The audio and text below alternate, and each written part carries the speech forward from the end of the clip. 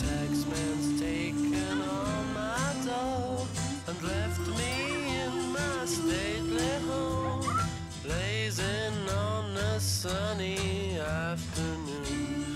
And I can't sail my yacht, he's taken everything I got. All I've got's this sunny afternoon. Ça marche bien, hein?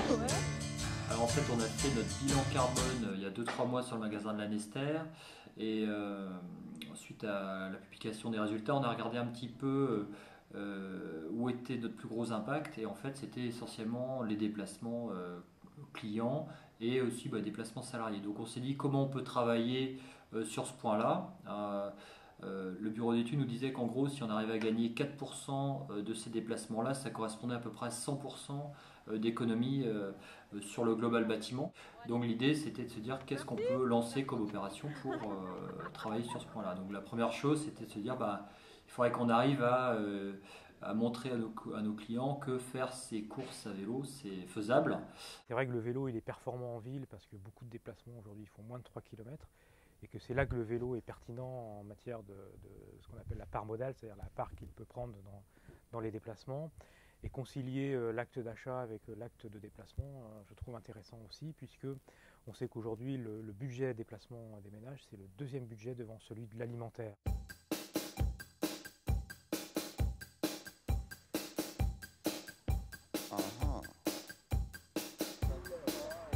Qu'est-ce que vous faites à vélo alors? Les courses, les promenades, les sorties de week-end, vraiment la totalité de ce qu'on peut faire. Et qu'est-ce qui a été le déclic en fait de passer? Vous êtes passé d'un mode voiture à un mode vélo? Le budget, vraiment le budget.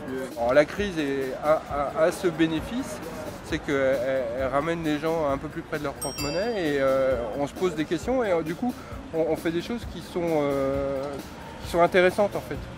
Parce qu'on s'aperçoit qu'on peut le faire, que ça coûte rien ou très peu, et que ça apporte un gain en termes de santé, de convivialité.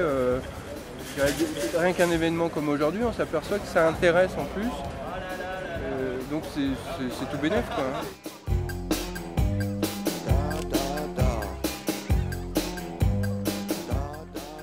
Alors ce vélo là qui est à côté là, c'est un vélo que j'ai fabriqué il y a à peu près 1 an pour expérience, et avec lequel je fais effectivement mes courses pour une famille assez importante, toutes les semaines quasiment.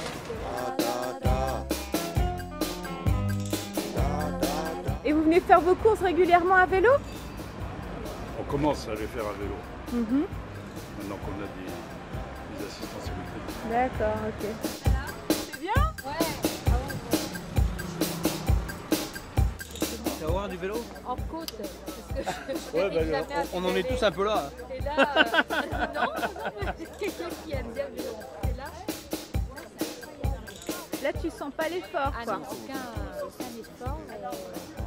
Et ça glisse tout seul. On s'y fait très bien. C'est vrai que les premiers temps, il faut vraiment trouver.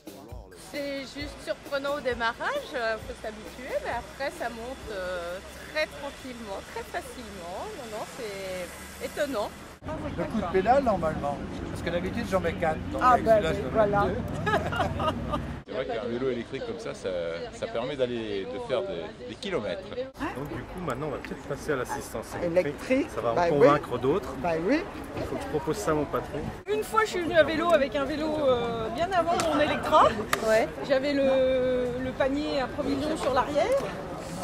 Et puis j'avais oublié que j'étais venue à vélo, donc quand je suis sortie du magasin, j'avais pas des soucis. Tout est rentré dans mon panier, mais bon, quand je suis arrivée à la maison, il manquait un peu de cannelle et un peu de cumin, donc sur le chemin, j'avais un peu vidé tous les trucs.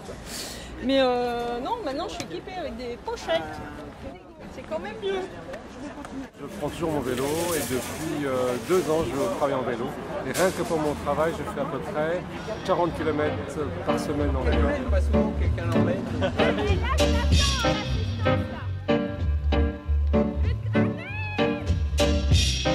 C'était démentiel.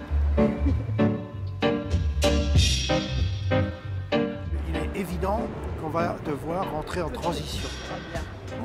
Et parmi les pistes, il y a effectivement le transport, les déplacements. Il y a 1 milliard de voitures. On a franchi le cap de 1 milliard de voitures. Imaginons le volume de CO2 que tout ça dégage. Donc évidemment, ce n'est pas la solution avec un L majuscule, mais c'est une des solutions parmi une multitude d'autres, qui toutes vont dans le sens d'une transition et d'un autre type de développement.